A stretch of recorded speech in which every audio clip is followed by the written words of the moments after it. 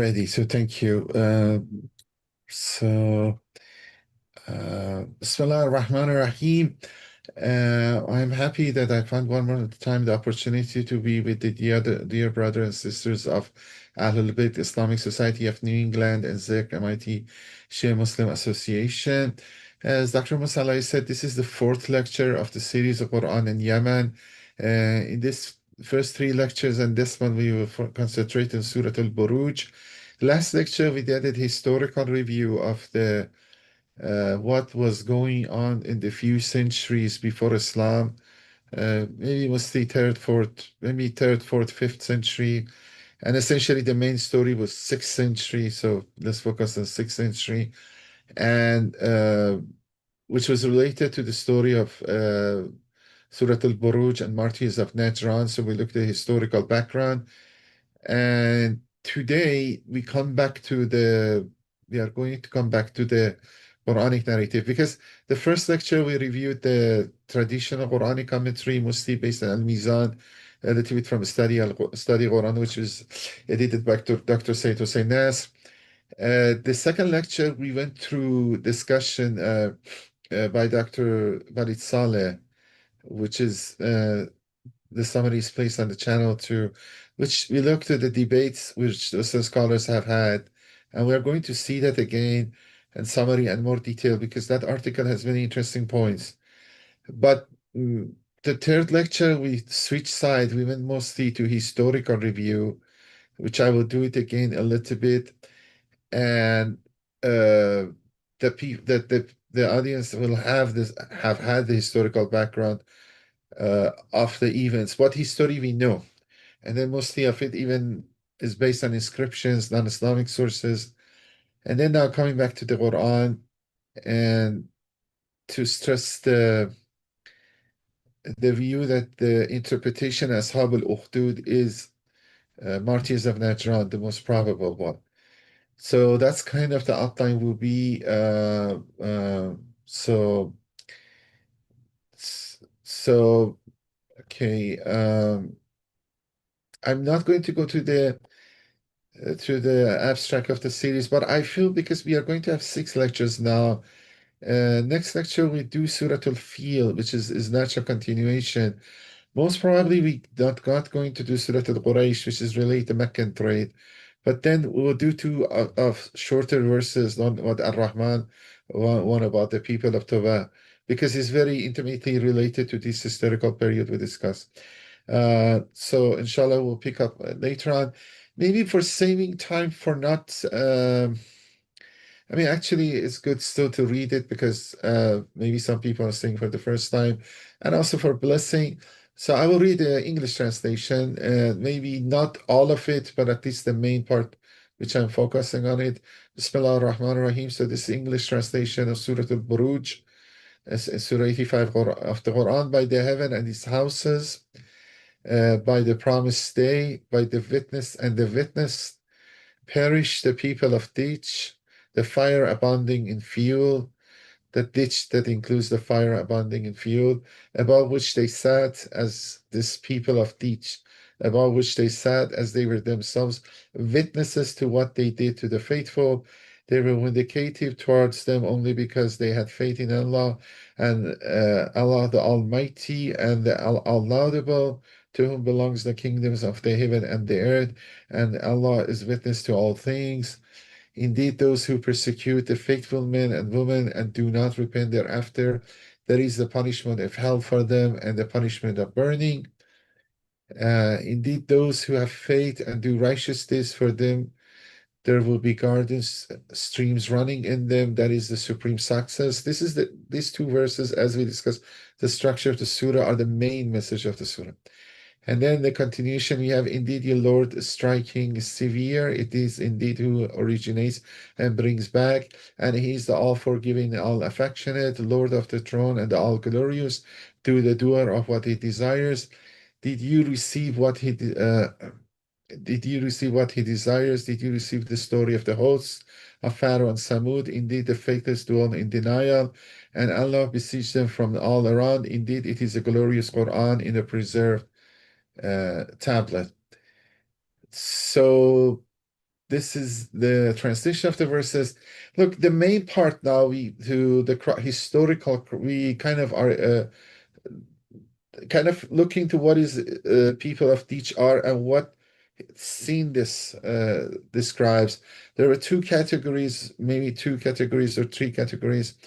I mean, the two main categories, people look to this as a historical event before uh, something happened, and then some Western scholars were the ones who interpreted, no, no, this is not about historical event, it's about the scene from hereafter. You know, to put it, all Muslims commentator have looked at it traditionally as historical event.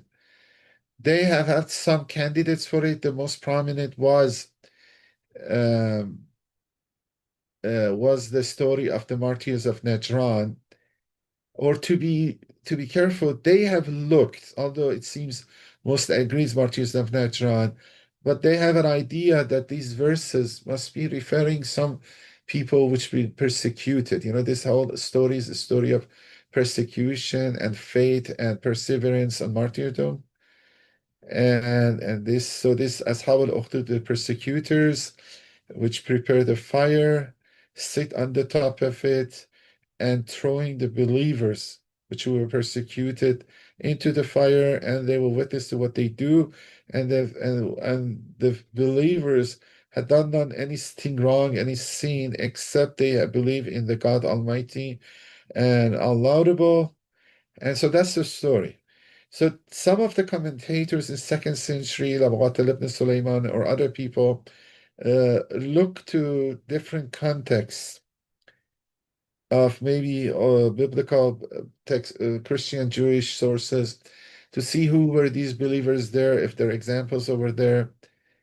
Uh, Besides this, martyrs of Najran, which we said they were Christians, and we give the story last time, we said there was one suggestion was the book of Daniel, which is interestingly is not written in Hebrew. It's the only part of the Old Testament which is not in Hebrew is Aramaic.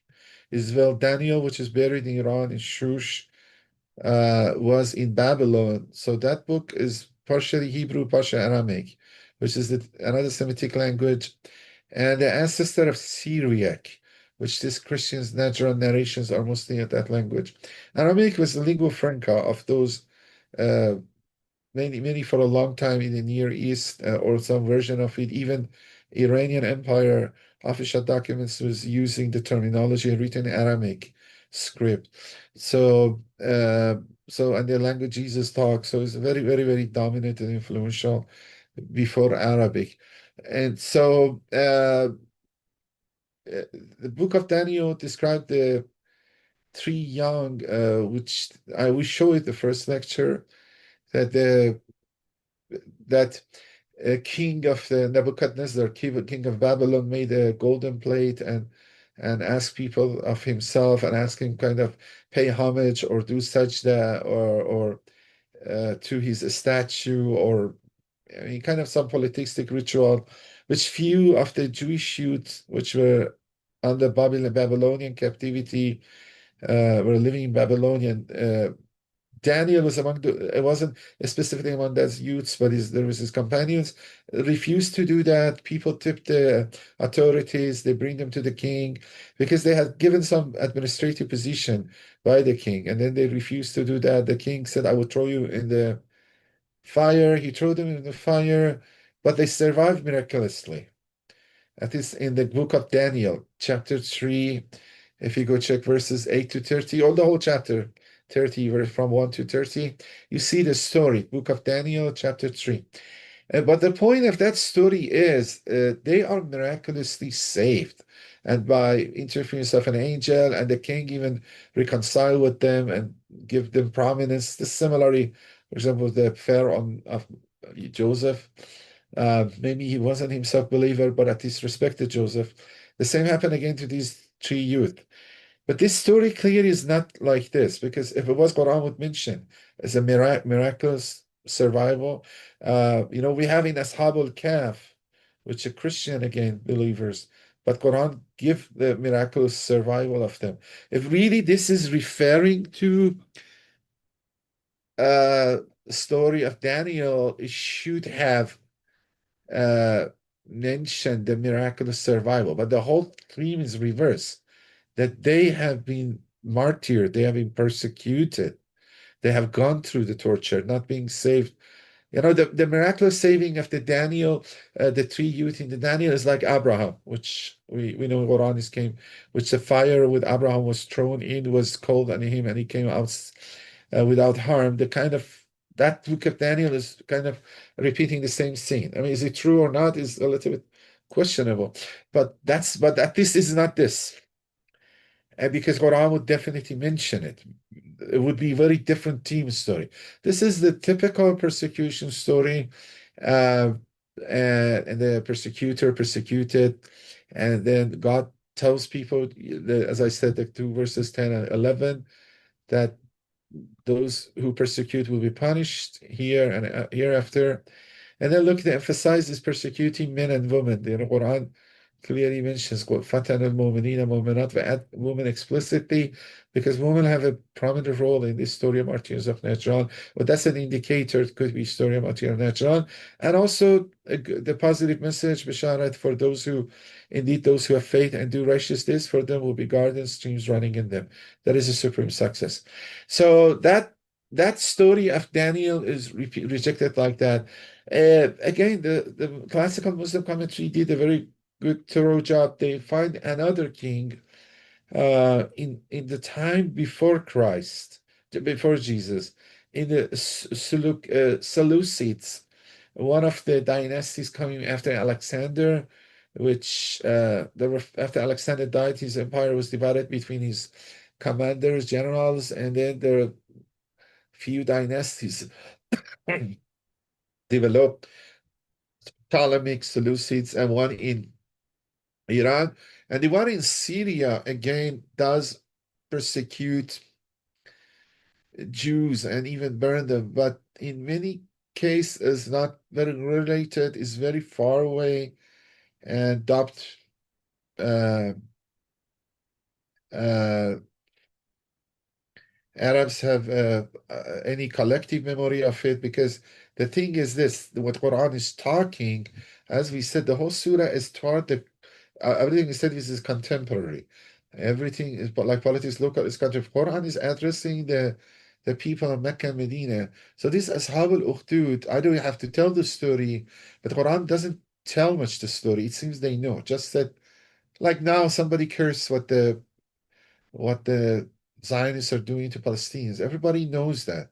So, and then you must referring to some people, something to people, or everybody used the hit, Nazis, what they did wrong, they did to the Jews in the World War II is a common understanding. So you kind of, so it must be the collective memory and knowledge of people who've been addressed, which are foremost are the believers, the new community of believers, and the uh, polytheist persecutors in Hejaz.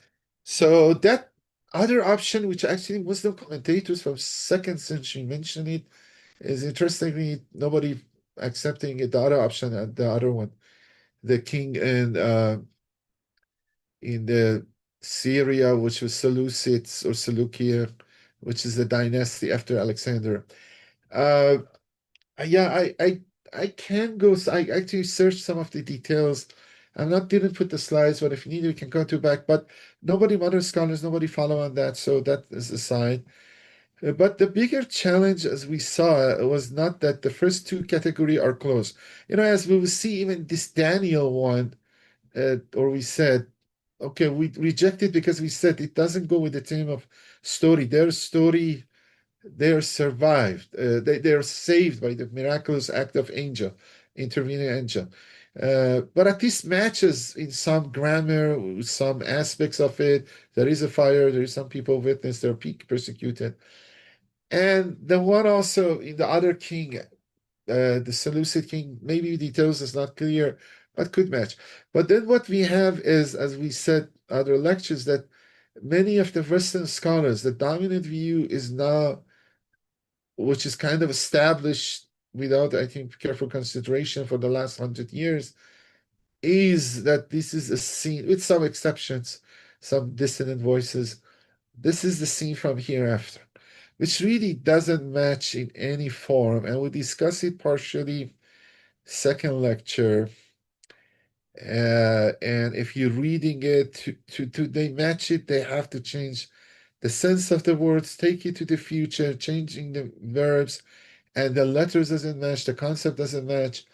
But insisting, interestingly, is persistent. Very solid discussed that a lot, and we partially discussed it today. I'm not going too much rejecting that, but also going to the other side, maybe why, mostly why they're not accepting, or what are obstacles for them to accept the historical Ashab al-Ukhdud. But if maybe occasionally we mention that too, but it doesn't match with the grammar. It have to change the verbs. It have to really too much twist stretch, and it's not even, although all agree it is that, but not nobody, not they don't uniformly agree what exactly is what's going on, and it doesn't match in every. For example, we said the word qawud in Quran never used in the context of Jahannam. If you taking this is a story in the hereafter, so somebody was sitting on the top of the fire of the hell, which we never had, and then if you look to the sentence, it must be the persecutors. But never Quran says they're sitting at the top of the fire. They should be in the fire. There are many problems, and then the whole history why this belief come to existence and why it survived and how it survived is actually narrated by Dr. Saleh. Now, how much we want to go through that, he himself rejected. I do not agree. We partially went, but I think we don't have time to go as detailed. But those who want is good, go directly to article. But so we have to see kind of, although is listed three categories, one and two are at least are in the same class, the same time, historical event. And as I said, Muslim tradition and another historical event. In the hadiths, which we narrated from Tafsir al-Mizan, also they were mentioning some other historical events. Uh, one of them mentioned, and then some hadiths associated to Imam Ali was related to Ethiopia, but a little bit different. Some mention Iran. In some sense, Daniel could be in Iran because later on Babylonian was part of Iran. At least for the Arabs, when conquered Sassanid Empire, the Babylonian and Shush were in Iran. But so they can refer to it. It was in Iran, but now it is not. Daniel is buried in Iran, but Babylonian is in Iraq. But they are historical.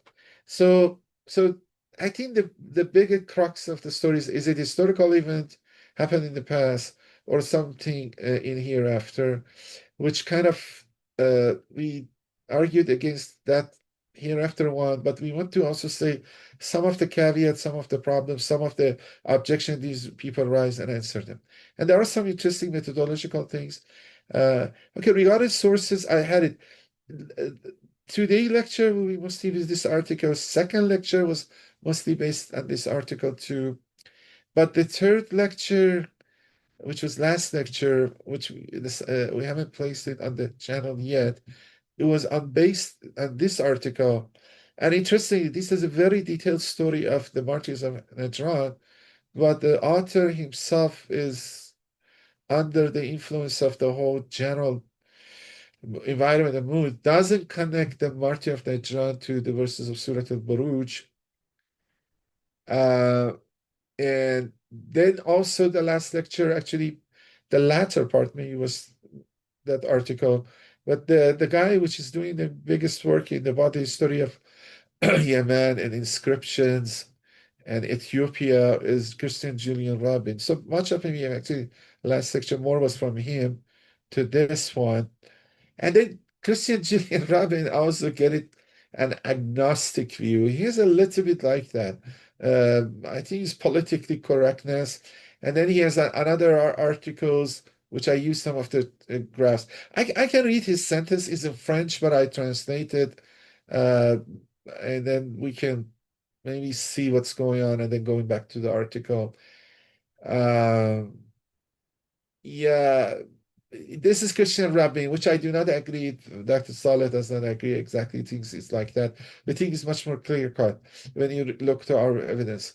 Then he says, in conclusion, the embarrassment is great. What is embarrassment? That he's explaining, which is there is no clear uh, understanding who are Ashab al-Ukhdud are, and two different interpretation, and that the fact that this is not resolved. We have two contradictory interpretation, but neither is suitable. The first assume the people of the pit, but look, the ditch should be more accurate, or is trench, are the Christian victims of the massacre of Najran. However, these Christians are not killed in a pit, and those who are carried to the altar, slaughtered, or beheaded do not perish by fire. Both sentences are wrong. Interestingly wrong. That's what much of my discussion will be after the review and introductory part. The scatological interpretation also present difficulties, the other group. So I mean, we are reduced to two. Although, as I said, there is a gentleman who wants to revive the Daniel 1, 2019, published an article. Adam Silverstein, I think he's a, I don't know, Jewish scholar. I think I'm not sure U.S. or Israel, but the point is this. Walid Saleh has a very interesting criticism on him too, and what not for specific what conclusion he has, but the methodological cavities and pitfalls he has. Actually, that's a very good uh, teaching thing. If you want for graduate students, the other one, that's a very worth to covering. And if I have time, I will go through that because they're very interesting.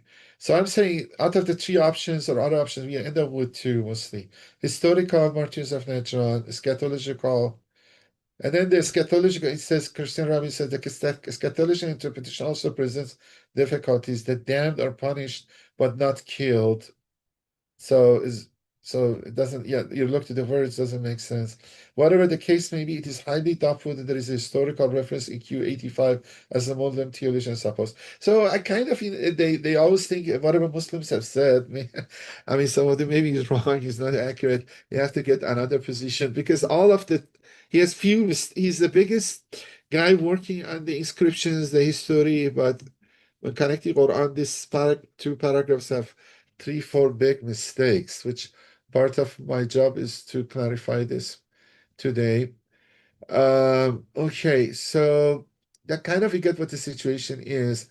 We want to go say why we think it was martyrs of Najran and what are the obstacles or objections the other camps rise.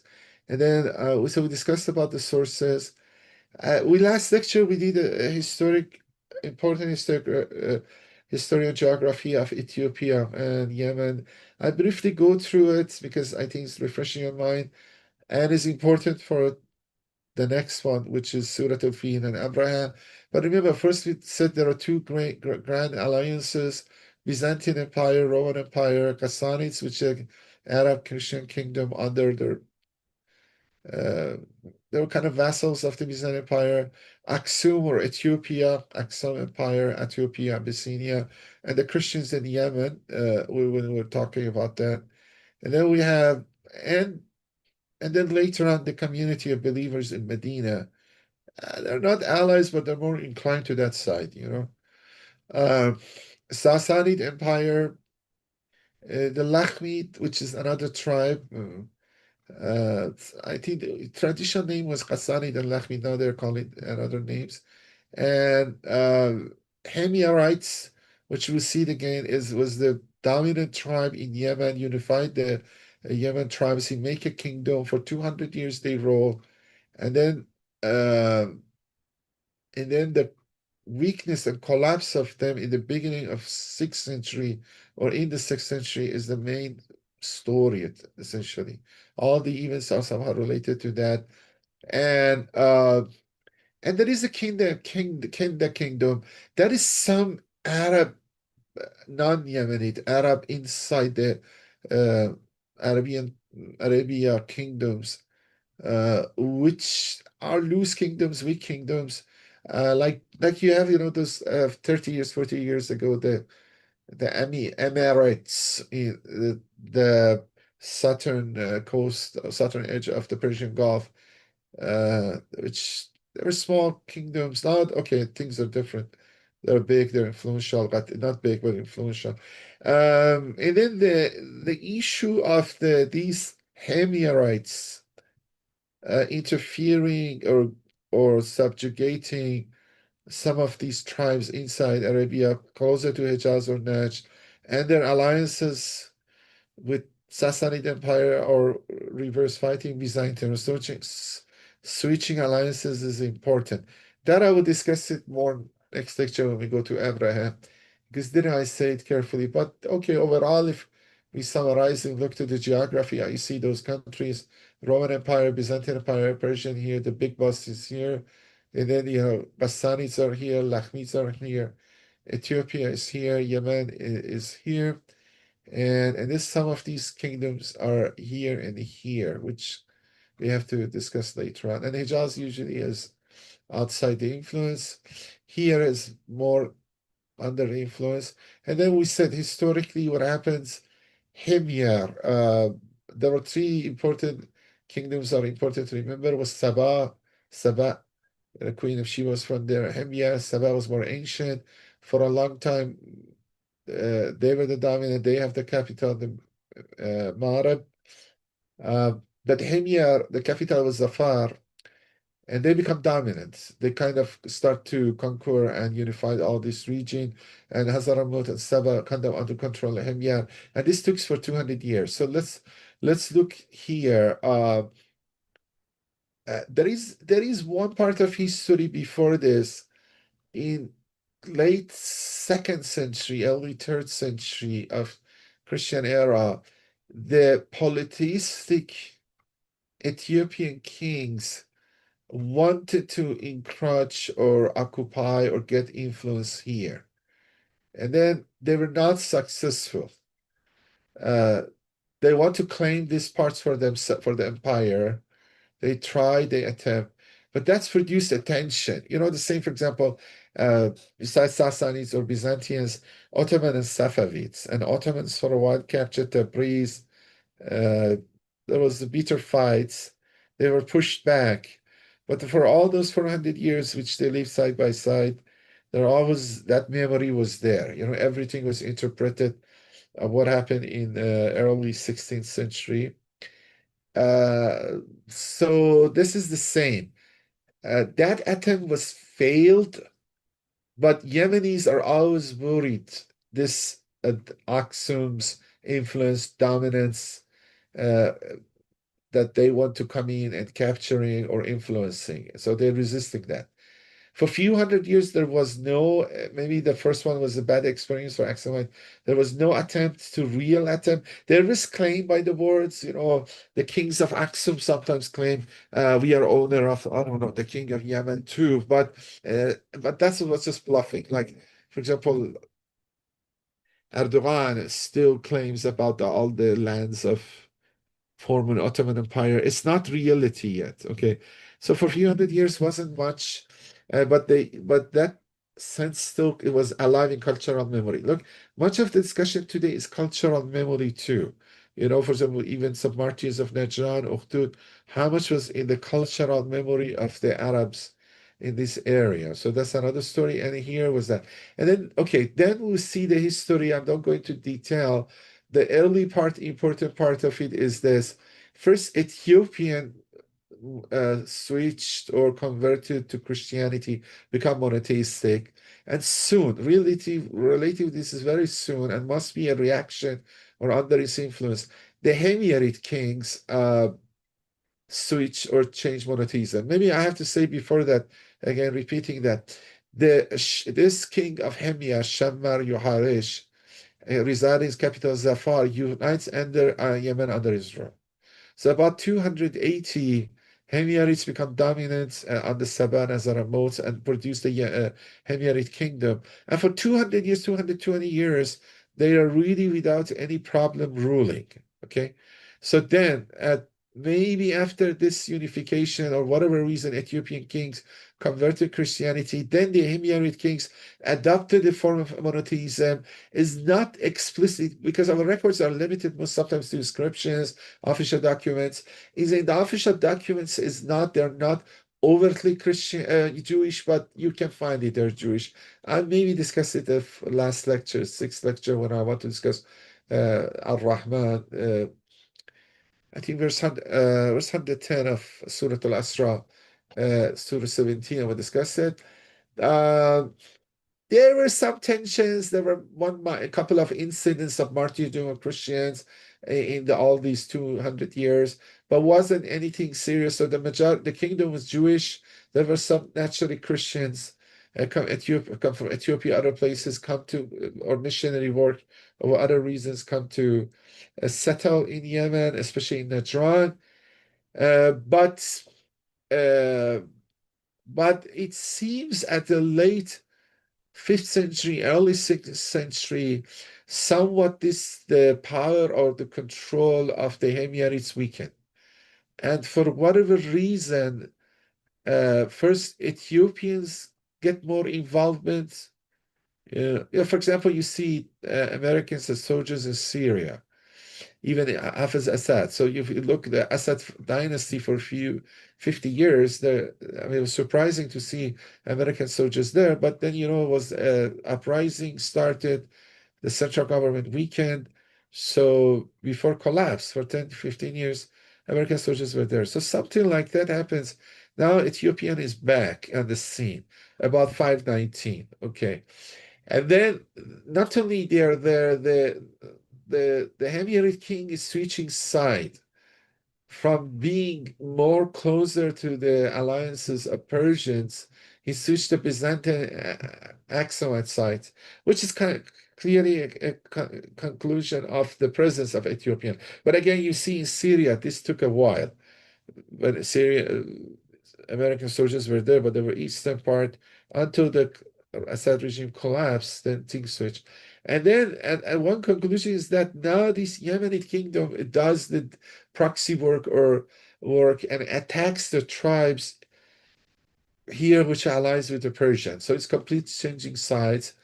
And this must have dissatisfied some of the tribes which they were control of Himyar, because generally those guys were with Iranians or the other side, and they didn't like Axumites, they didn't like the Christians, they were Jewish, Arab Jewish ones, and then so one of these tribes, which is mostly Zafarit, Hazaramots, rebelled, and either this king, I was a little ambiguous. It seems this king died, and then because of his death, it was power vacuum, and then during this power vacuum, Yusuf Yasar get the power.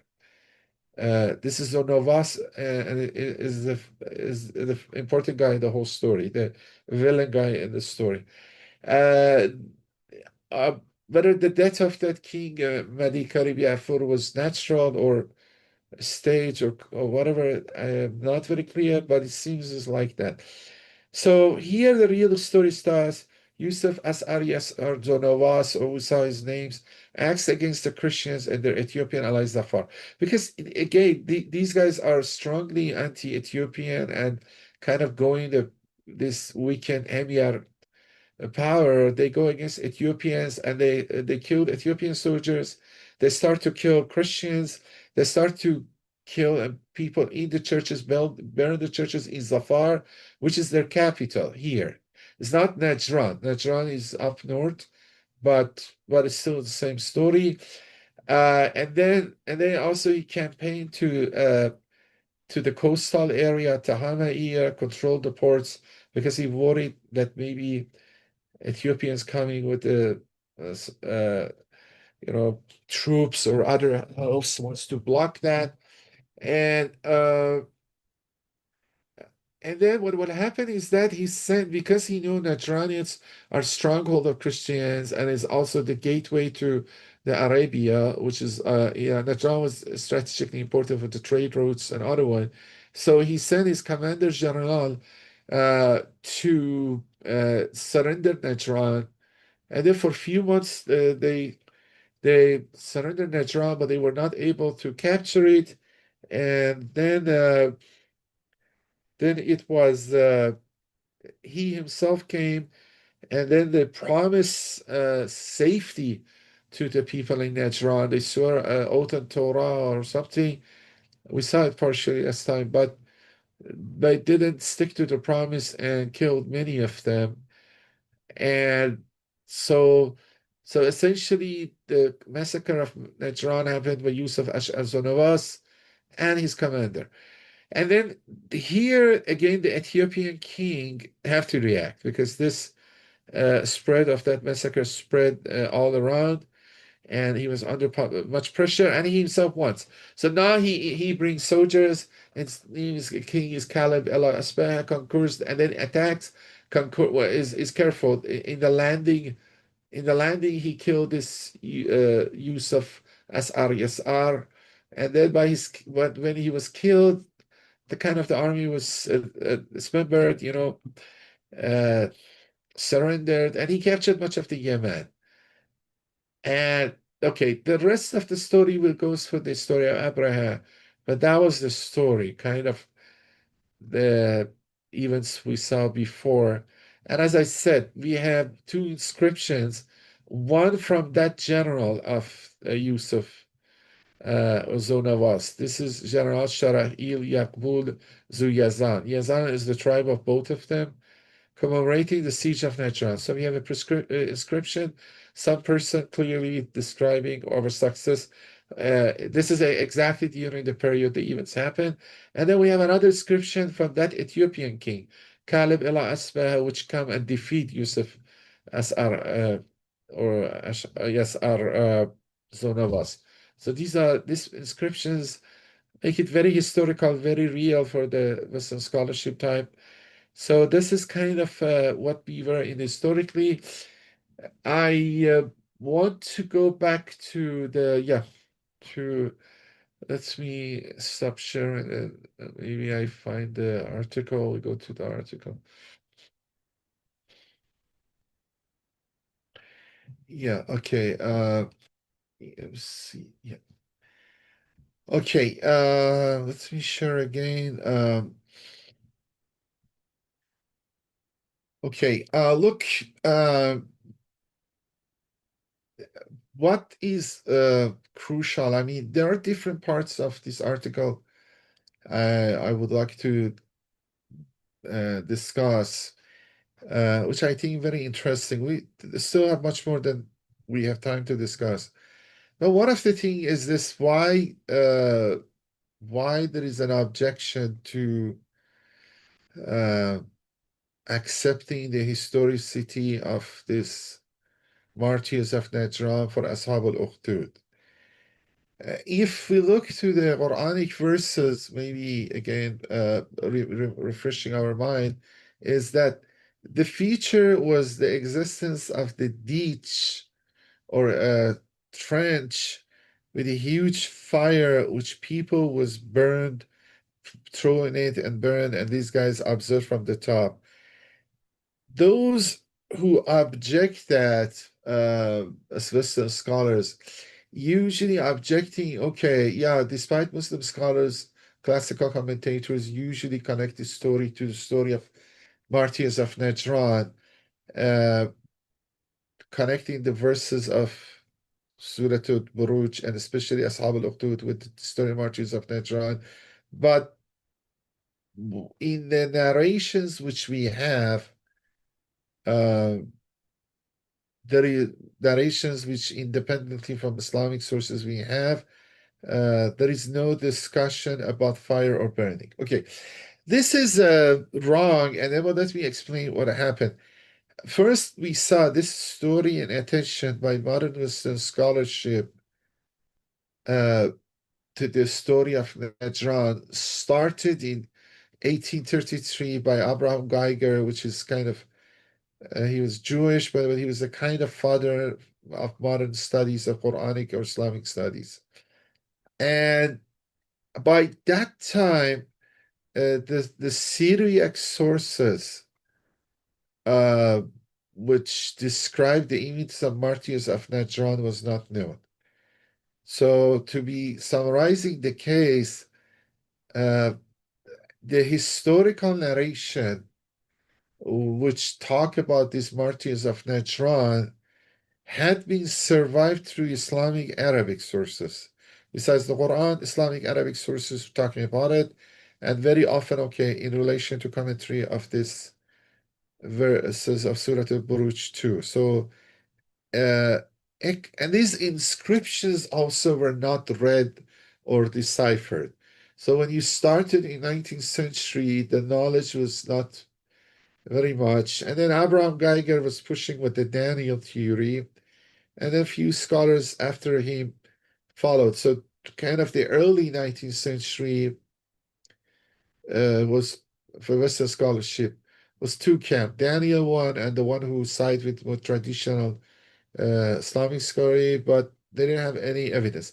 In 1881, the some of the this Syriac sources, which talking about the martyrs of Najran, was published by a Syriac father, and then since then some other ones were found, and I think the last major one was 1971 by Irfan Shahed.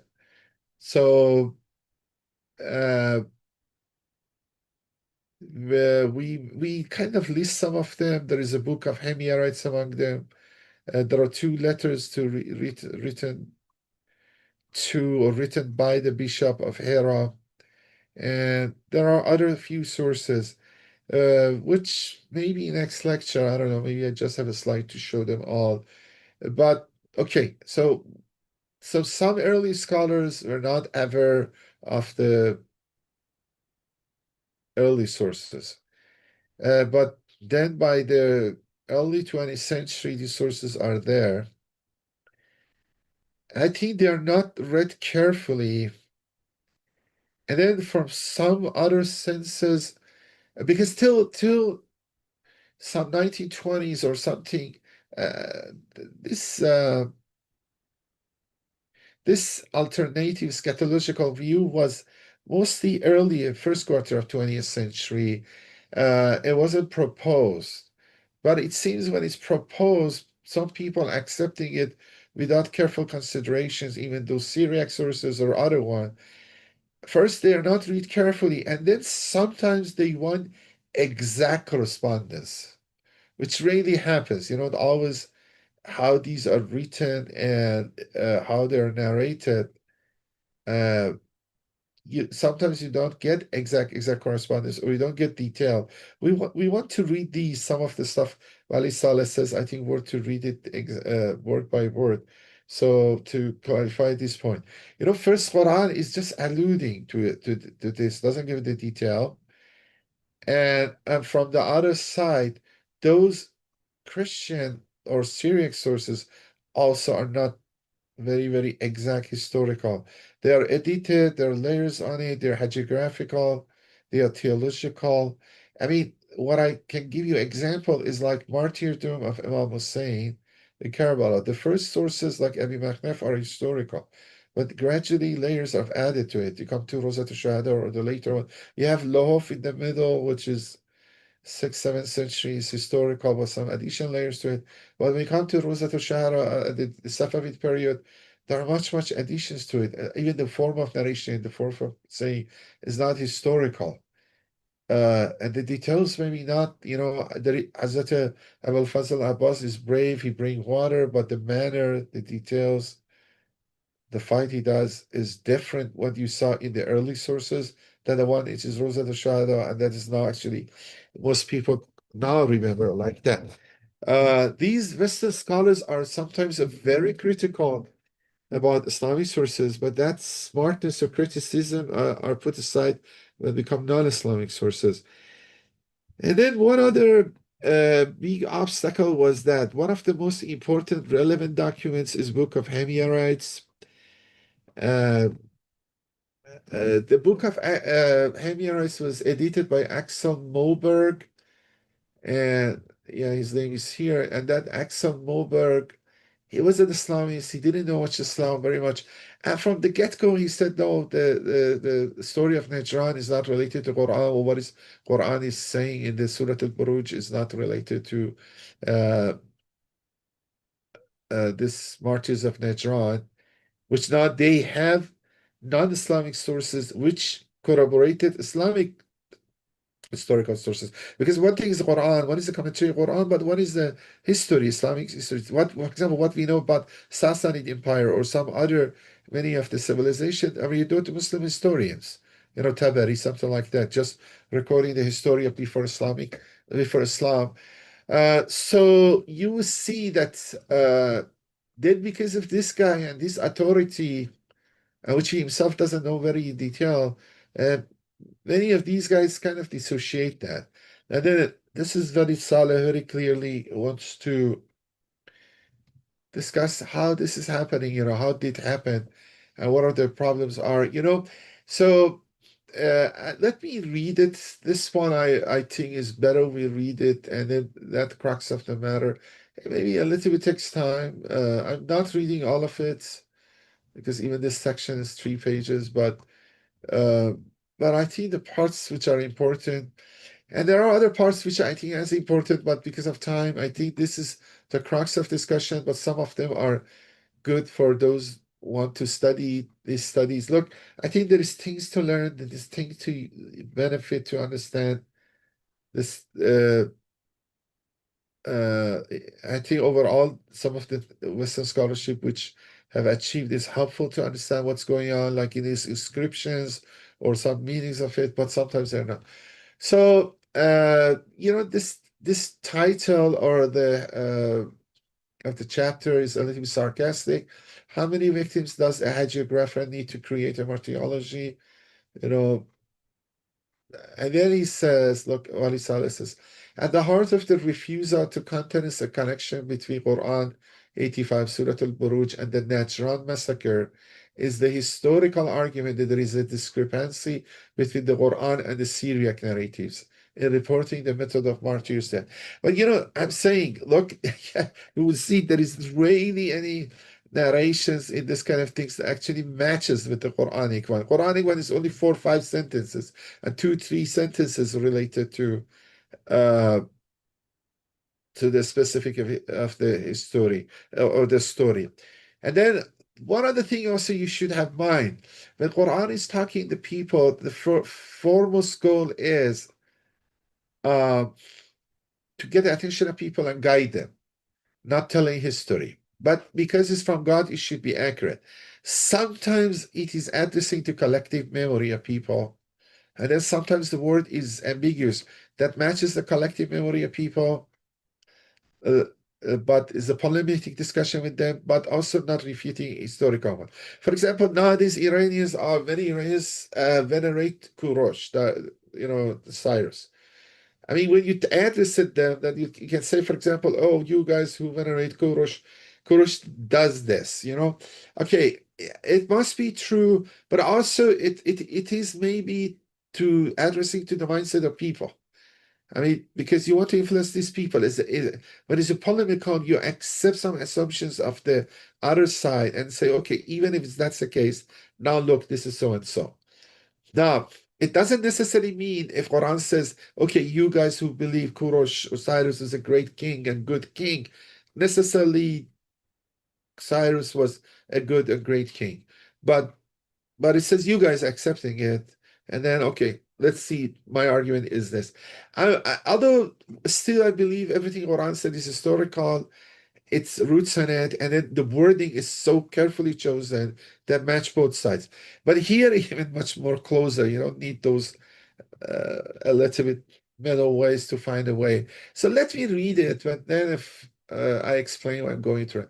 So he says the crux of matter, it is clear from, and he says, it is clear from the exposition before this part of the article that fire and its role both in the Quran and historical massacre were major factors in sowing the debate.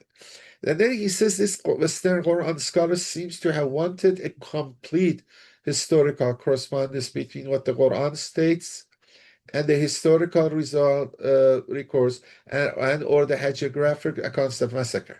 And then a part of it also he shows this accounts, Syriac accounts. First they weren't there. Now you find them. Actually, you see more agreement, but now you dispute. Uh, they're not exact match, but these are not 100% historical themselves, historical records too. Uh, Scholars who have claimed that Quran 85 present an eschatological scene have used supposed incongruities as central in arguing why the surah does not in fact refer to the massacre. Those scholars admit that the Syriac sources do mention the burning of believers and accept the existence of such reports. But they would either claim that the manner of death by fire differs. For example, I don't know, they burn them inside the building in the church, not in a ditch. Okay. That's one part. But then we will see the ditches there. Or that fire was not central to the Syriac reports and is a Quranic narrative. I mean, they say, okay, yeah, there was some fire, but the majority, for example, died from hunger. You know, for example, in Palestine, now we see that they're dying from hunger. But hunger is important. Maybe you get another story which hunger wasn't important. And then you emphasize on hunger, you say, okay, there were 5 people died from hunger, but it's not the main part. But actually, both are wrong. I mean, fire is the main part of the story. And especially when you see that the way the story is developed among Christians, Arabs at that time, and then how it is remembered by them, gradually, stories sometimes in cultural memory have its games, not individually, but also cultural memory. So the way some event is remembered in the history of people sometimes is a little bit different what it was. But then, Vali Saleh says, look, you guys say hair splitting or I don't know, stuff like that, but both of these or all of these we see actually is not correct. He says even you can see, however, in the first Syriac text published by I. Guidi in 1881 mentions at least 3 instances of burning of a church with priests inside. So the first documents at least are bringing the church, the believers burned inside, and it mentions a wadi, what valley where people were started. So there was a valley, people were killed. There was cases, church people were burned. Okay, you might say, no, in the valley, it doesn't say the burned, but it's killed them. And if they have the method of burning, maybe match. They don't have too many evidence here, but even this is 1881, okay? 1881, one of the first documents published. Then the Syriac Chronicle of Zachariah of Mytilene, gradually coming out in 1889. It includes a similar letter that mentions the episode of burning of a church and who were in it. So all them talking people burning alive, okay? For example, so burning alive is a feature of this in early sources, but I'm telling you, the documents are published more and more. This apparently was not deemed sufficient evidence of correspondence, but soon new versions of the story would appear with more evidence that burning was progressively becoming a central theme of natural martyrdom narrative.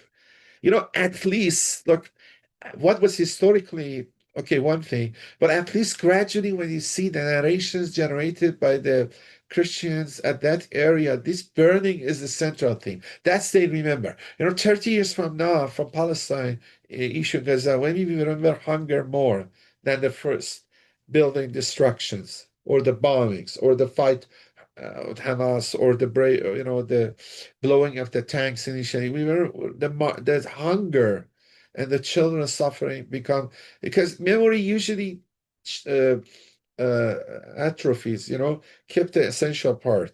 The other part is not wrong. Hunger is there. Hunger is important. The other parts usually 100 years from now we remember, forgot, and something is that. At least in the mind of the Christians, and then as the documents discovered, and then you see what age they belong. They're all pre-Islamic ones. None of them are after Islam or influenced by Islam. These are all pre-Islamic or non-influenced by Islamic sources. Then the publication of the Book of Hemyarites, which is myriad references to fires and burnt churches with priests inside, is one such text. The Book of Hemyarites includes a horrendous sin, one among many where persecutors fanned a fire and there hurled a woman into it. Following the publication of such text, what could longer claim that the fire was incidental natural narrative? So at this fire is essential. The same for Quran, fire. You see, Quran is very concise, and that is the art of the Quran. Two, three sentences, really, it's sentence, three, four words. Go to the essence of it. The essence of it is burning people by fire. Okay. But now they're calling, okay, what is the trench? What is the but remember the word trench, oh dude, if you look as look with the valley too, or the wadi, and the river which goes through a to a plain, dig its valley, its trench. When you sowing a plant, you do the same thing, furrowing the land. So خشم does it so or put so all of the you have to see in the sense it is a deeper hole, a valley part, the very fire in it.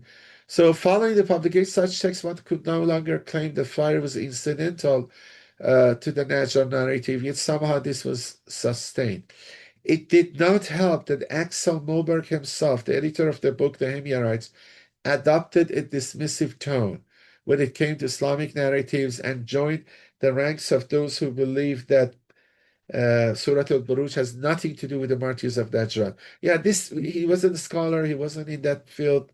That Thus the historical arguments that were made early in the debate have never been revisited, despite the fact that available material on the massacre increased markedly after 1971, when we had access to the second letter of the martyrs of Najran.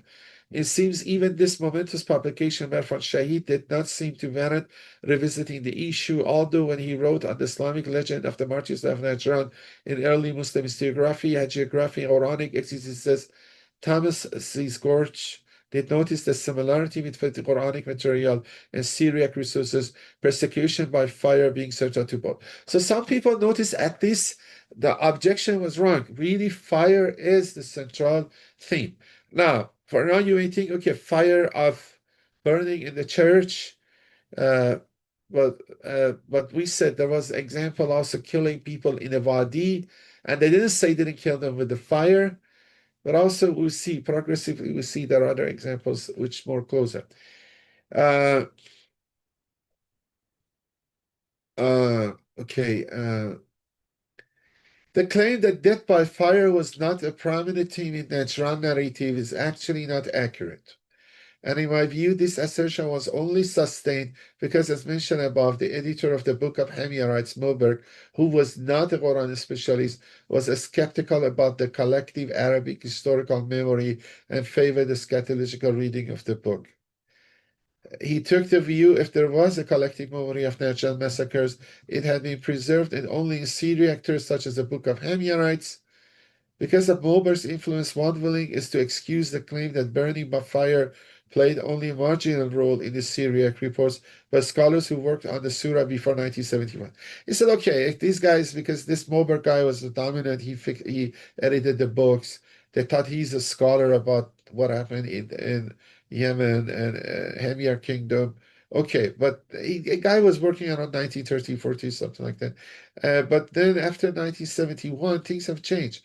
But however, as mentioned above, the publication Irfan Shahid of newly discovered document 1971 radically changed the picture and should have been a moment to reassess the debate, yet this did not happen. Uh, so now again, let's see what is the again the major problems these guys resisting. We already mentioned it, but let's mention it again. There are at least two major problems with the historical approach on which this analysis rests. So the analysis which these guys, uh,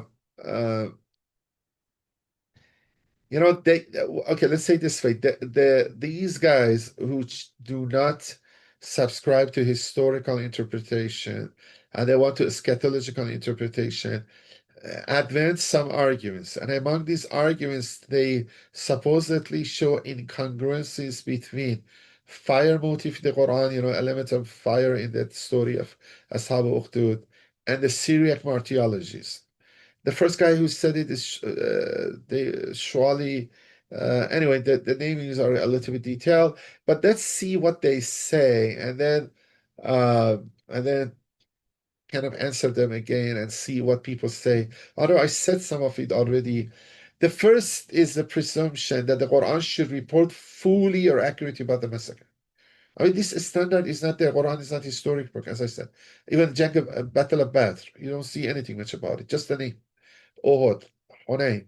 I mean, it's not telling the story. It's referring, alluding, talking to people with aware of it. And then you put a bar or standard which you get it anywhere because it seems you want just not to accept. I mean, it's an unreasonable high bar, which is not there. So, as I said, the first is the presumption the Quran should report fully or accurately about the massacre.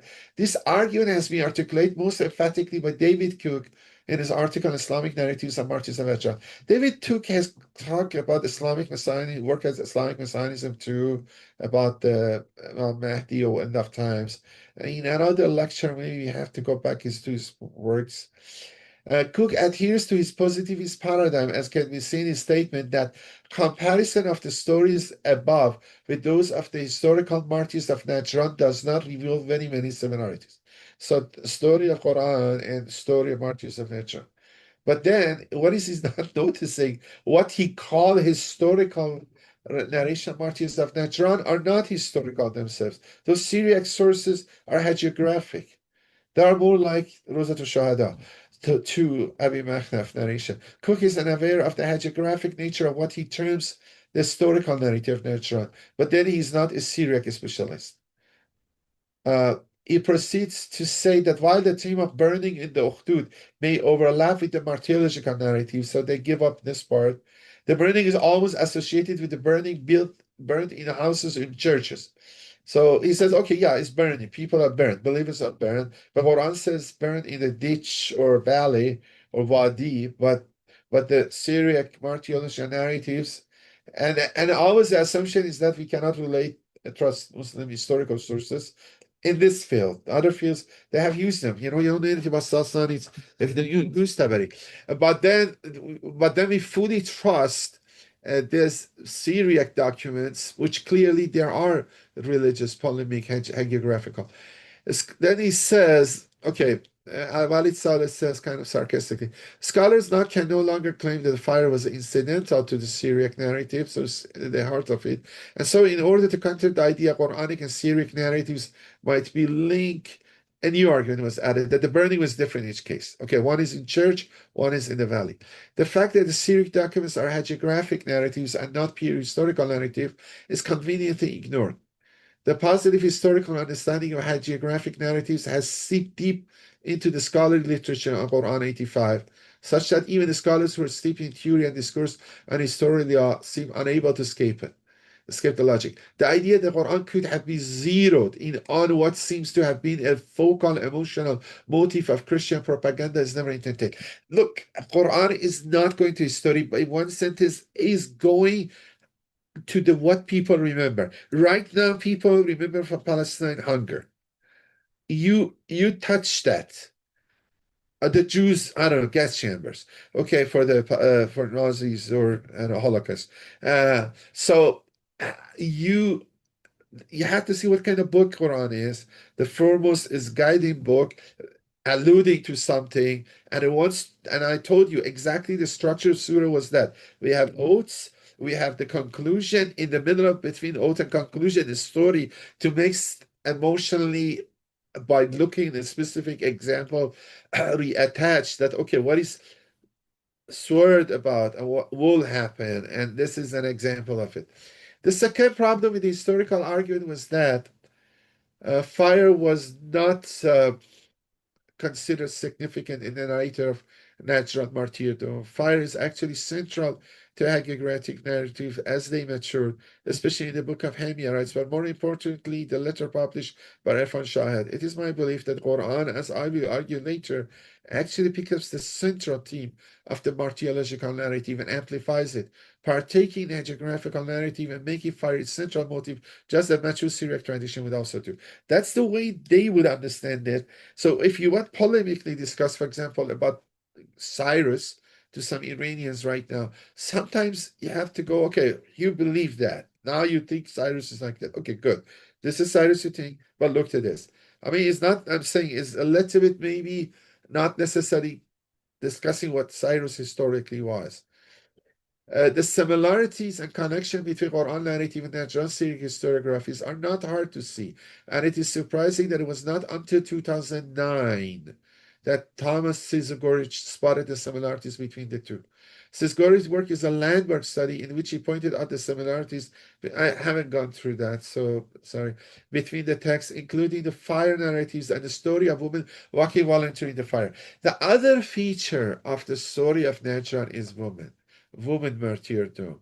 That was more prominent. Some massacres, look, we have Bosnia, Serbs massacred in Srebrenica, but they massacre only men, young men, a few thousand. They separate them, they took massacred men and young men, okay? In Karbala, we don't have martyrdom of women, maybe one at most or two. But we have Asara, taking captives, a woman, which is important part of it. So actually, that feature is there. But now, for example, in Palestine, we have the important of children and women being killed. I just today saw a sniper hit a woman carrying a child, walking, not carrying, holding a child, and then a sniper shooting. So that's the story. Now, in Marches of Najran story, another big element besides the fire is women. There are, every time say the woman stood to the fate, woman jumped to the fire. There is another example of it. Actually, I used it for the story of Hazrat Zainab in one of my the Khutbah Hazrat Zainab Kulsum after Ashura in one of the talks I give for Zikr. I forgot to bring it. Maybe next time, if I have time, I'll show it to you. And then I said this may be not accidental that the Quran is clearly mentions those who persecuted believing men and believing women. It could say those who persecuted believers. We have cases in Quran, explicit men and women. And I think there was a stat about it. 7 was there, 5 happened in Medina surahs, 2 on only Mecca, and this is one of them. But Quran wants to emphasize women because everybody know the story, the true element of fire and woman is there. Like everybody know about Palestine 50 years from now, hunger and death of children uh, and woman will be there. And then the other thing, which is the main part, they say, oh, these guys are burned in church. These guys are, the Quran says they burned in a trench or wadi or valley. Moreover, he connected the wadi is here means valley, more in Arabic. Farsi, a little, sometimes we use a little bit differently, but when you go to the roots of Ukhdud, we a little bit discuss it. I have it, but I don't think we have time to do it today. Moreover, he connected the wadi where the slaughter of the innocent took place in the Syriac narratives to the Quranic word Ukhdud. His article, however, unnoticed. And Sizgorich was not primarily concerned with the original Quranic reference. His article was something else. So maybe Quranic scholars didn't look at it.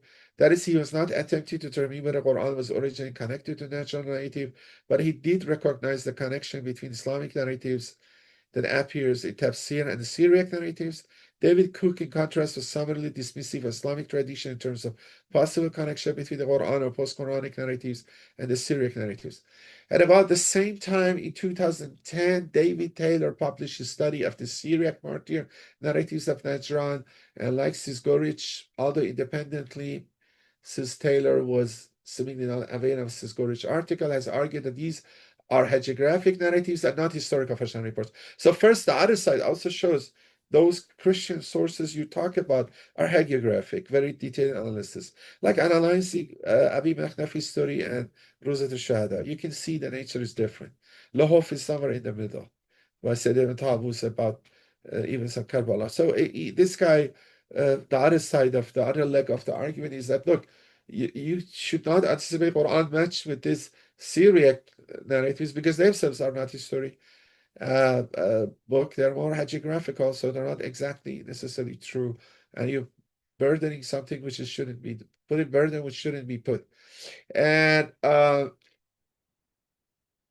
the thing besides this Taylor article is that More importantly, the study of the document published by the Irfan Shahid is a turning point in the study of natural narratives. Taylor notes that the literature has metamorphosed into full-blown hagiographic. So kind of some of the detail I'm not going to go how these letter 2, letter 1 are changed. Uh,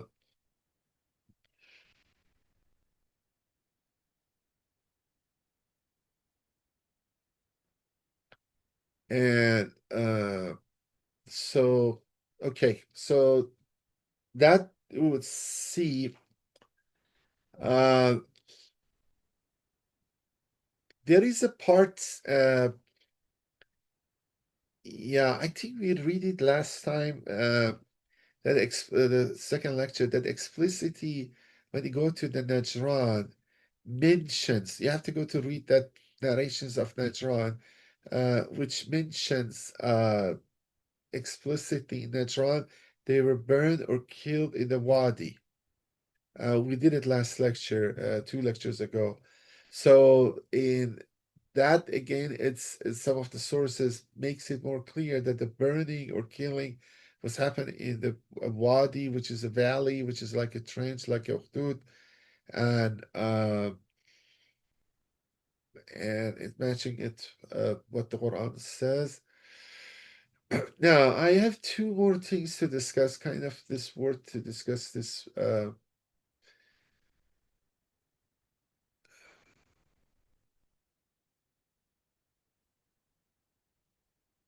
Yeah.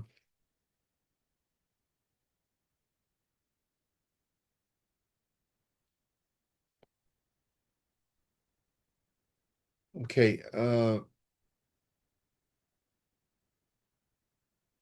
One thing let me if I can put I put the screen. I want to mention something else, which I said it 2 lectures ago. Let's go to 85.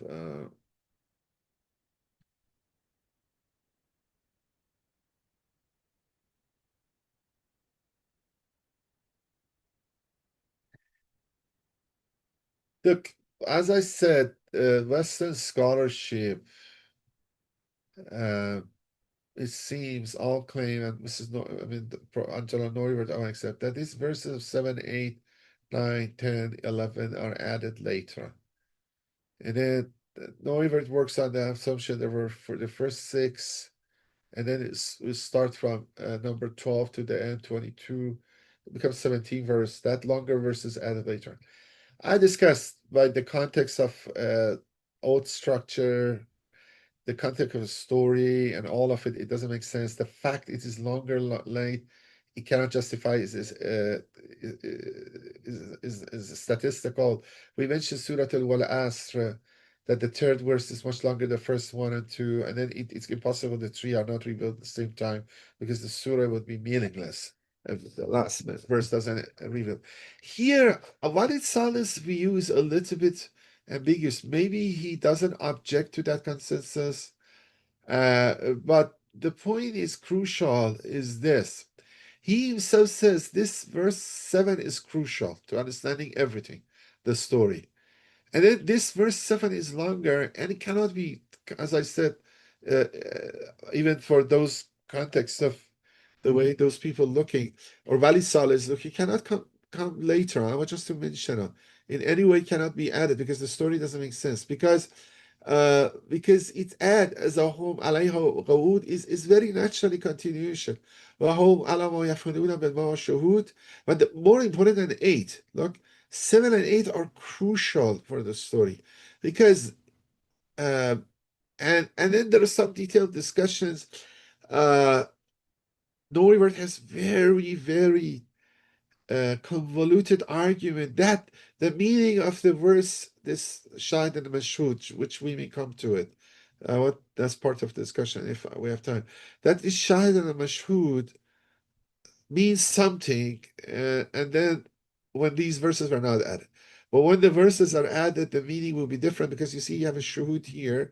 This verse, this surah has 4 words with the root of shahada. We have shahid and number 9, and then shuhud here and shahada mashhud. And then we'll discuss that this could be important. But look, I'm emphasizing this addition, which even Valid Saleh doesn't reject, and it seems at this implicitly accept, doesn't make sense. I discussed it about the old structure. I discussed it about the line. But look, the verses 7 and 8, as Ali Saleh himself says, is crucial for the whole story. Because it says this is the moral thing. They hadn't done any sin. They haven't done any wrong. They were not, for example, the spy of Axum. They were not uh, betrayed their country. They were not, I don't know, rebel against the country. They didn't stole anything.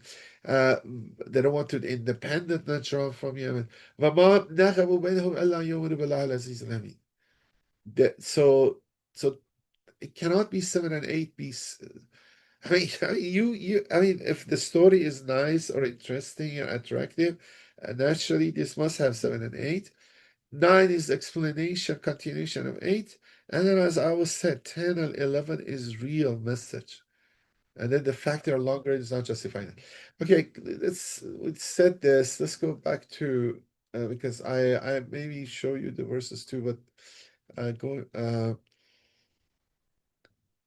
going back to Uh, so these later additions, we discussed it. I'm not going to discuss it, but there are two. We have about maybe half an hour, so we'll try to discuss these two topics. One is the recent scholarship by Adam Silverstein. I want to go through that partially, and then also there is some discussion about uh, uh, Shahida and Mashhud, that root of Shahid and Mashhud. So martyrdom. So, and then there is some methodological one kind of related to the two in between. So, I mean, kind of I divide the time and hopefully maybe 10 minutes each of them we discuss, or relatively longer and shorter. Some of it will be reviewing what we said, but I think is uh, this may be more for those who want to read, who want to think, or work in this kind of fields, maybe useful for them, but also general audience. Look, because he's very critical of this recent work of Adam Silverstein. So, as I said, much of the paper is directing against who have a eschatological interpretation of these verses and take it to the hereafter, and then he's arguing against them. And then we saw that some of the obstacles they raised to not accepting the historical narrative and martyrs of Najran. But we said, look, if you read carefully those Syriac documents, they're all talking about burning believers. They talk also about Wadi. They talk about, especially near Najran. Uh, there there is, let me show you one example, because uh I mean, because I didn't do that for saving time, but it's pity to not see it. This is Surah Al-Bal'as. You see clearly the third verse is much longer than first and second, and it doesn't make sense if this was not part of the surah. Look, there is references to fire, and then maybe overall what it is, but then you see the documents, and then these are other cities, but you see for Najran going farther like that. So let's see. This is a book by the Book of Hemiras by Moberg, but he himself against it. Uh, so you have a quote regarding the burning of a church in Zafar and the burning homes of those sheltered Christians. Okay, they would say, okay, this is burning, but not ditch, is house and shelter. Remembering the burned ones of Najran. So it doesn't say they necessarily burned in the church in Najran. This is Zafar. And then we know the Najran, we said they died in the Wadi. And then most probably when they start to burn these believers, maybe they do the same killing here. Mention of those who were burned because of their insolence. This is the most dramatic of the burning narratives in the book of the Hemiras. We have here the martyrdom of the woman. This is page. Who chose to die with the people being burned in the church, and the servants of the unrighteous who threw wood on wood and made a flame above the fire hat was above the bones of the blessed ones, and led the woman by her hand and feet and hurled her through into the flames of the fire. There is also on this page a remembrance of the who burned in church of Zafar. I mean, the other thing also should remember is that sometimes people dramatize it. I mean, they keep they died in the church, but maybe those guys took them out of the church, and then there was a valley or they digging a hole uh, close by and throw them over there. And then maybe it's the vicinity of the church. The historians make it dramatic. They burn in the mosque, but it's the same. But I'm saying for the Najran, we have the word wadi is used, which is again exactly means Ukhdud. Another woman who with great joy took upon herself that she should be burned in fire. Another priest, a brother of the Holy Order, who threw himself willingly on the flames, as well another three of the blessed ones in the total five burnings on this page. Um, uh,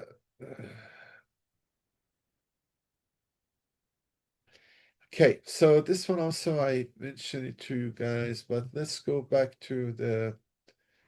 I have to escape. Uh, yeah, I have to go. Yeah. Okay, so let's go to the recent scholarship, and then there are two comments, and try to finish by half an hour. Uh, that most okay, so most of the discussion Walid Saleh was against the eschatological view, and and then the historical view was mostly in Martyrs of Najran. But we said there was a Daniel option. And this Daniel option was recently 2019, maybe the last article before this topic before Walid Saleh's 2024 article is by Adam Silverstein. Actually, this article was presented in 2019, 2020, so it has been a long time to come out, but it is. Uh, so, and then these are some interesting methodological things here, which I think is great, worth to go at, and then if we can trade. So Adam Silverstein published an article on ID Ashab al-Ukhdud, highlights the absence of scroll. He says uh, one of the first objection Wali Saleh has to this work of Adam Silverstein is this: the article is seemingly unaware of the majority of scholarship in this surah, and when it does refer to some of the scholarship, Silverstein has chosen to not engage with it. Uh, and then he thinks this has serious implication, go beyond the issue of oversight, and has resulted in his characterization of the state of the field on the Quran and Surah al-Buruj research. Uh, and and then he claims that the way Silverstein's saying, it seems he's the first guy he got it that is the commentary is about the commentary of the surah. The reference of the surah Ashab al-Ukhdud is about Daniel. But we said even Islamic tradition from Tabari and before they have done that. Western scholars they have. So somehow the article is presented. It is his innovation. Uh, Now there is a question raised. Okay, uh, if the majority of the Muslim scholarship was, the objections sometimes raised, the Islamic sources, Islamic commentary are not unanimous too. Yeah, that's true.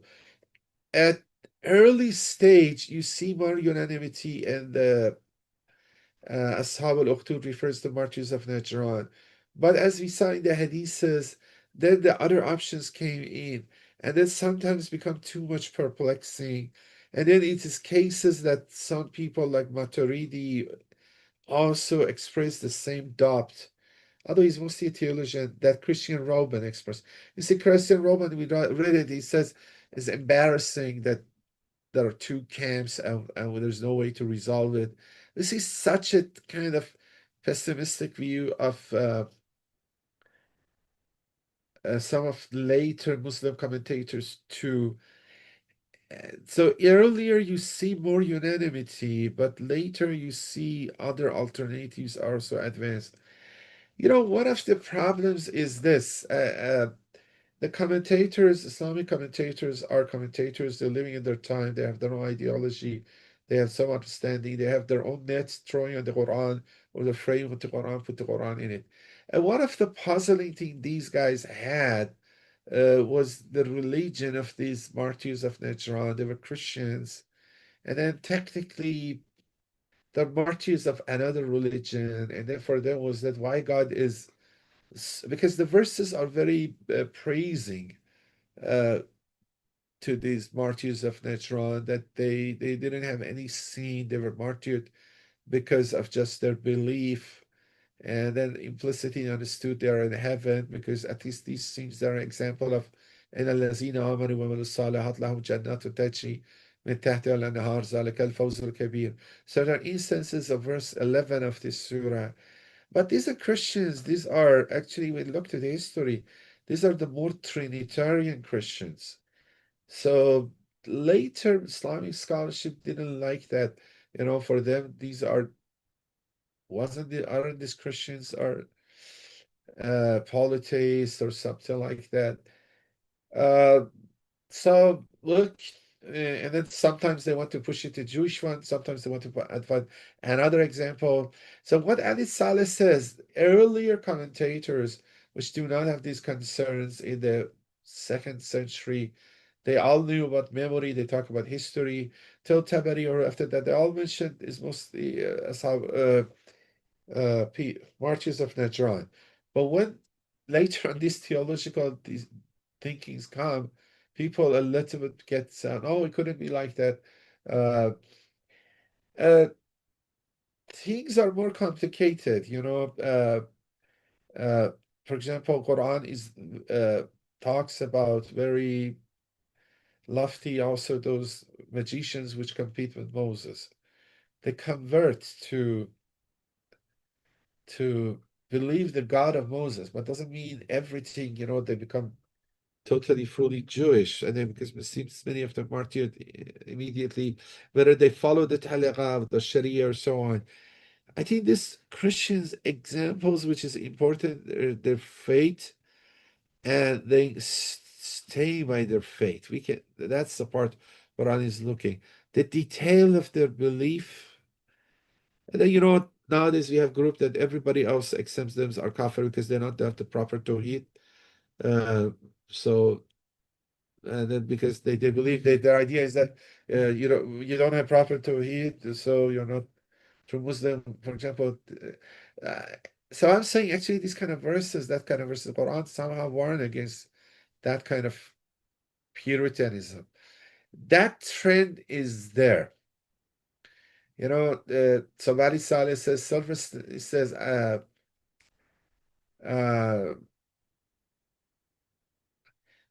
he says, as I have made it clear, my understanding is that Islamic commentary tradition was attempting to distance the Quran 85 from a direct connection to Christian martyrs. And then they start to look other things because of that objections I rose, some of them. Some commentators said, oh no, it cannot be that. So, but they don't know anything. The earlier ones, they know it because look, the earlier ones, they have no doubt about it. They know it because it was the history of people. They know what it's about it. They knew what's his collective memory, what was it. And then the Wali Saleh says, Wali Saleh, Silverstein is very uh, condescending on the Muslim Islamic tradition. And then Wali Saleh says, Silverstein seems not to understand the inner dynamics, the Islamic exegetical tradition, and this result is misconstrual of the purpose of underlying their interpretive choices and suggestions. Because for those researchers should be objective, and then you can look why they have to interpret it like that, why they're doing it. Uh, but actually he himself, and which I mentioned it a little bit, but he himself furnishes, Valitzala furnishes some examples of very early commentators. I will read that because I mentioned it before a little bit, but uh, maybe again summarizes again the story or as a repeat. Look, in the case of Quran 85 Surah al-Buruj, exegetical tradition understood it as a persecution narrative and assessed the relevant material accordingly, this is a general framework. The profundity of Muslim exegetic historical investigation can be seen in tradition preserved for us by As-Sa'labi and attributed to Muqatil ibn Hayyan. So Salabi was a great scholar at the early 5th century, contemporary with the Sayyid Aziz Sayyid Murtaza, the compiler of Nahj al-Balagha.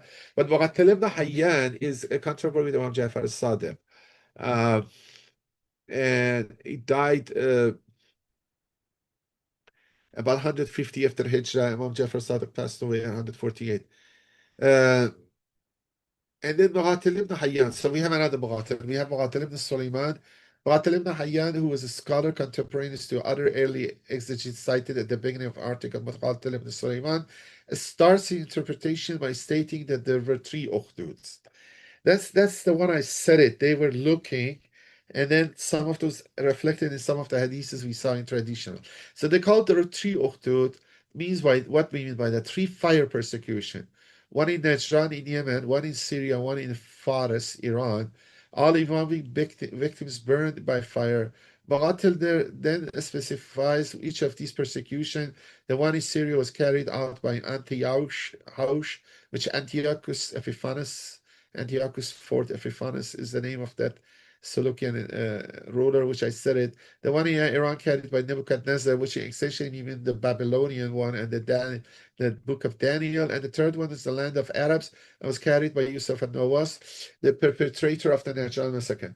Then tradition as a general remark, as for the persecution, Persia and Syria, God did not send any Quranic revelations. So they didn't have, they say there are examples of burning people because of their fate by fire or in the trenches.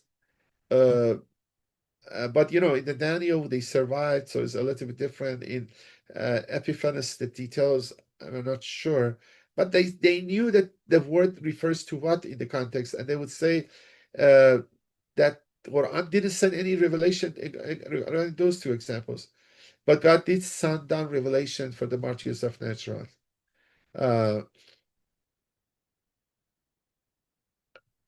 Uh, so Wali Saleh add the exegetical tradition was far more informed and sophisticated than it had been credited for, and we should add now the Seleucid persecution is the third interpretive option for the Surah al-Buruj that was contemplated and rejected by the tradition. Now then, so this is the first part. Then also he goes to one of the techniques people use in this kind of discussions, and sometimes goes to the odd places. They're too far. And then the title of the chapter he used is section he used Ali Saleh is Qo Vadis. That is exactly the Latin translation of the Arabic one. Aina tasawun.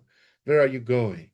کجا میروید I'm pretty sure this is Latin translation from Arabic historically, maybe 1,000 years ago. Yeah, because this is a lot says in Arabic when you say, okay, what are you doing? أين تذهبون? And then that's exactly what Walid Saleh is warning. Okay, this etymological roots it must be discipline guided. And then I read this part because for those who want to work these things is interesting comments here. His form was criticizing that Silverstein, but before Silverstein, in the 19th century, there were guys who want to make this Ashab al-Ukhdud related to the Daniel book of Daniel story and the three Jewish guy.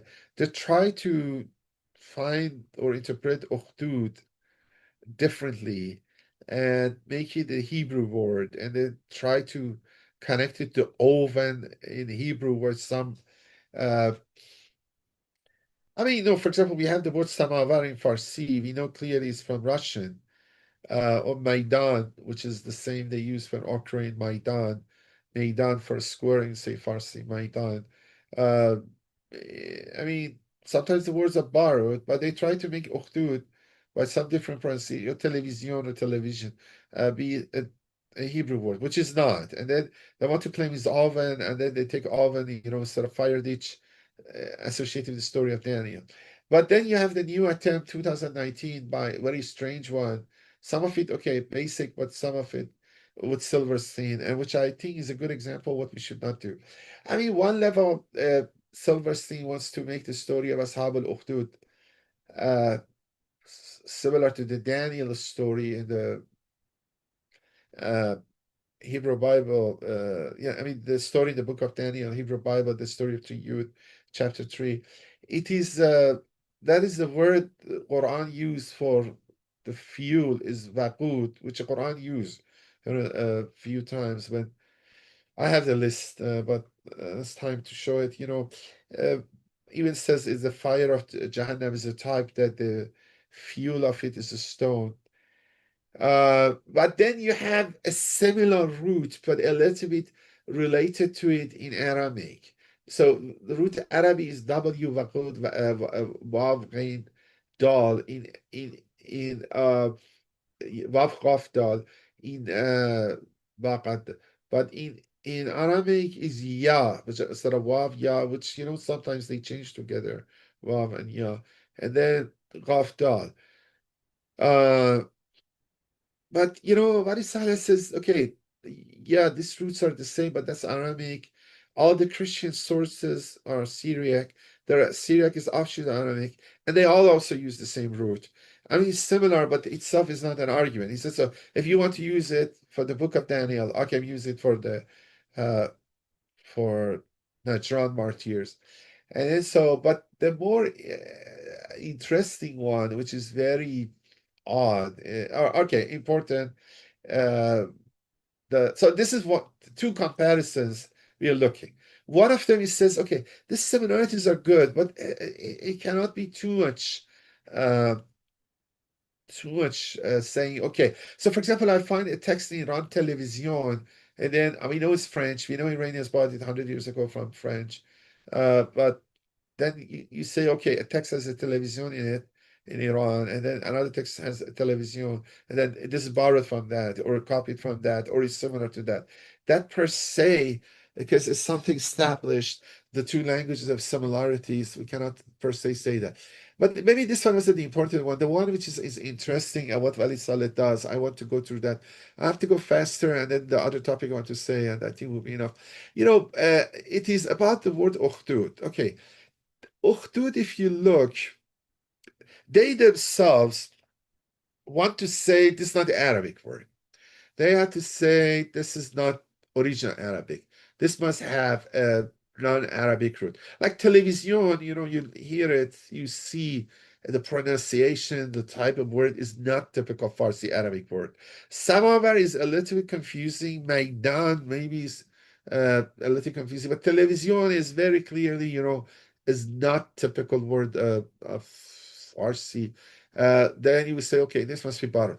They want to do the same Ukhdud, which is clearly is. They want to say Ukhdud is not Arabic. And then they say, okay, if it's not Arabic, what it is. And they would say, one of the arguments we will see is that Ukhdud is from the root khadada. Khadda. Like Khatshan, Akhtan is also coming from that, putting a scratch. So, Khadda, and then they say this is the uh, uh, uh, the weight or the structure of ul. The trilateral roots of Arabic words go to these awzan and get different words coming from it. For example, qatala, qatil, muqatala, maqtul, all coming in. So they say this ukhdud is on the weight of uf'ul. Uf'ul is not very common in Arabic. So, but they couldn't say it's not at all. And then they say, okay, so this must be not originally ukhdud. And then originally it must be akhdud. Akhdud. And then, okay, sometimes happens the word pronunciation changes. For example, English is television. We have television. Okay, which one is which? Okay. Um, let's say it was akhdud, become ukhdud in Arabic. And then what is akhdud is? Okay, akhdud also is neither Hebrew and Semitic. Akhdud is considered ach and dud. And they really serious. They say dud is from Persian, like smoke, old Persian, Middle Persian. Still in Iran, we use it dud for smoke. And ach is not ach in Arabic, so it's not the brother of smoke, but ach is a Hebrew, which is for oven. So this is achdud, is a hot oven with a smoke in it. And then, okay, one way how Persian with Hebrew can be mixed, they could say, okay, in Babylonian, uh, Jews were there. First, Babylonia was ruling, but soon become under control of Persian Empire. Maybe they mix the word and generate a word Akhdud, and then Akhdud become Ukhdud, which we don't have any instances of. But this is very convoluted argument, and then this is mumbo jumbo. I mean, magiciry. And then you see that I put it over there, and it's worse than the one previously. The other guys, which in 19th century, they tried to push Akhdud toward uh, all one word in Hebrew, but Ukhdud, make it Akhdud. But at least the dude wasn't Persian. But the point. Uh, Walid Saleh does, wrote a letter to Professor Ramzi Balbaki. He's a very famous Lebanese guy. If you buy, I know him because of that. You buy any dictionary, Arabic, English, English, Arabic, the modern ones, most of them are his work. So he's a American University Beirut. He's very famous. And then he reply, and then you see how these guys are off and wrong, and you're surprised. These are reviewed, peer-reviewed journals and reputable journals. They publish this stuff. First the uf'ul uh, wazn or a pattern is not that uncommon, and then even from the time of Sibawayh, which is the most classic book of Arabic grammar 1,000 years ago, it mentions a few examples of it, and four or five mentioning of it. Three nouns, three sifat, but there's six of it. And then we go to ancient, so these business scholars do not bother. Go check these books of philology and Arabic grammar, Arabic roots, which they use it. Their colleagues for Hebrew, they use it because they like Arabic, because they want to understand the word meaning of the Hebrew ancient words. They look to the work of Muslim scholars ancient times. So they look to the Sibawayh classic. They don't look to the work of Ibn Khalawai. These are Professor Ramzi Balbaki reply. Ibn Khalawai has listed those patterns are unique, exceptional, not common or foreign, and is not mentioning uf'ul. On uf'ul as I mean, it's not like common like af'al or something, but the whole argument is not that uncommon that this Arabic word is not Arabic, and then we have many words like that. Ibn Durayd mentioned a few other ones, Ohbush, Oslum, Omluk, and Ukhdud. These are also the advantage of the importance of these examples are that these are tribal designations, the same as Ashab al-Ukhdud. So sometimes this pattern was used. But then you go further, is this uh, talk about the derivation, how such a derivation, akhdud, ukhdud, can happen. Sometimes, yes, it's true, because the second sound is u. The first sound, because the pronunciation become easier, change to the second one. So akhdud, ukhdud saying is easier than akhdud. That change can happen. But the fact is, I mean, uh, but the fact is that whether we have to see uh, first, if that's true, uh, you have to see all other words which are of ul in Arabic are derived like that, because then you claim of ul doesn't exist. But at least other list shows there are 26 of them at least. And then you find them, you'll find more. So all of them have gone to this transformation. And then it's surprising that always words completely a pattern is lost. Usually the remains are there. So for example, in Arabic, the letter which is make it play the role of the in English, like a book, the book. In Arabic, we don't have a book is kitaban. It's not a special letter, but an at the end is a. But the book become al kitab. Okay, kitaban al kitab. Al plays the role of the, but historically it wasn't al, it was ha. So they used to go ha kitab. The Protestant, the other modern languages, Arabic come out of it.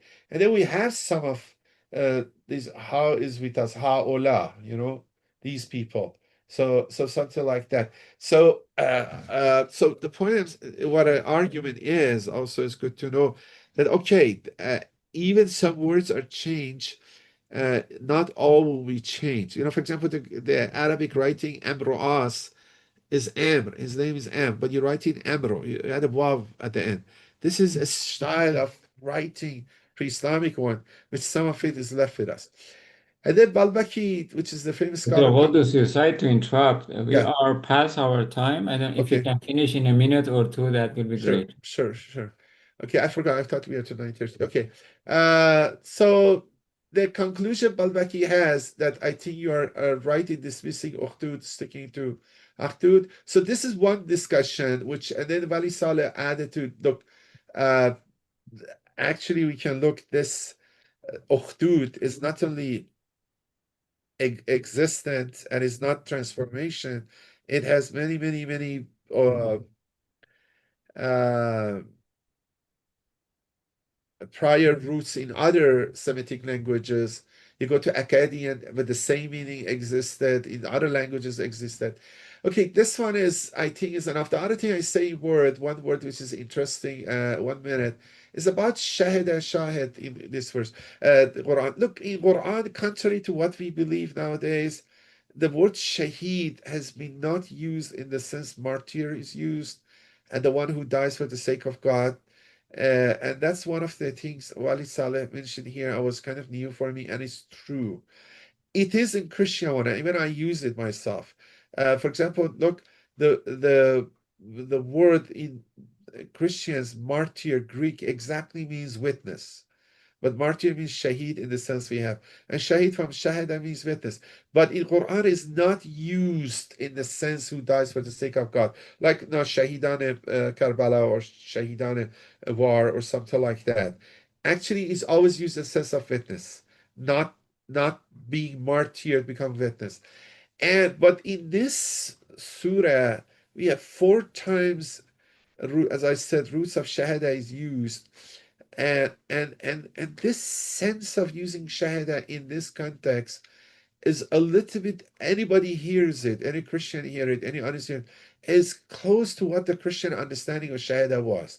So that is another indirect indicator that this may be related to martyrs of Christians. That is, look, Quran, I will start in 1 minute. Quran deliberately used many, and the Quran does this kind of word playing, and as other other languages. Look, you have shahida, mashhud, and then shuhud. I mean, and that we said that many Muslim commentators talking with shahid and mashhud. And then Wali Saleh said, surprisingly, none of them thought that maybe shahid and mashhud refers to the even here, which I said it even the first lecture without even reading Wali Saleh, said, okay, look, Shahid and Mashhud may be related to what happened here, not necessarily anything else, because they have listed many, many things. Allah Tabati listed 20 examples by a prophet or other examples, but okay, that's one side. Shahid and Mashhud is maybe related to the event. These martyrs, at least a good example of it, but could be many things, everything, Qiyamah or other stuff, because Yawm al-Mawud is here. But then I was finishing 1 minute. Okay, but the other thing is that you have a shahud here, which somehow immediately, by the sound of shahada, remind you, remember, this is oral language. And then again, God, wallahu ala kulli shay'in shaheed. So 4 times is coming. For a Christians, immediately the root of witness and shaheed, in the sense of witness, a martyr for the sake of God, come. But interestingly, this is not for us. When I say you are shahid, and shahada and shaheed means for us martyr, the one who dies for the sake of God or sacrifice himself for the sake of God. But this is not Quranic. And I look, none of the examples of the word shaheed, shahid, Quran means in that sense. I have it in a slide. Maybe I put that slide and we kind of stop with that. And that's a good observation. That maybe later on, under the influence of the Christian has happened. Look, if you look all the, many times have come in Quran, 160 times at the root of Shahada has came. But even the look, I see examples of a noun and adjective, Shahada come Shahada, Shahada, Shahidan, Shahidan, or here, Shahidan, Shahidan, Shahidan. None of them is in the context that somebody dies for the sake of God. That's يقاتلون في سبيل الله مجاهدين في سبيل الله ولا تحسبن الذين يقاتلون في سبيل الله أمواتا بل أحياء عند ربهم يرزقون. That's an interesting observation. Except this surah, Quran, is accommodating to the Christian view. And I think this, again, is an indirect indication. There are Christian martyrs here, and the word, and look, Quran plays with the words of other Jewish and Christian. For example, we have verse 46 of Surah An-Nisa, which exactly Quran does that. It is understandable for a Jewish believer knowing Hebrew, not necessarily Arab Muslim doesn't know Hebrew. So sometimes Quran message even more prominent to them. They can look to the verse. That's a could be interesting lecture, verse 46 Surah An-Nisa. So okay, I think these are the Quranic ones. I stop here. Thank you for your attention. And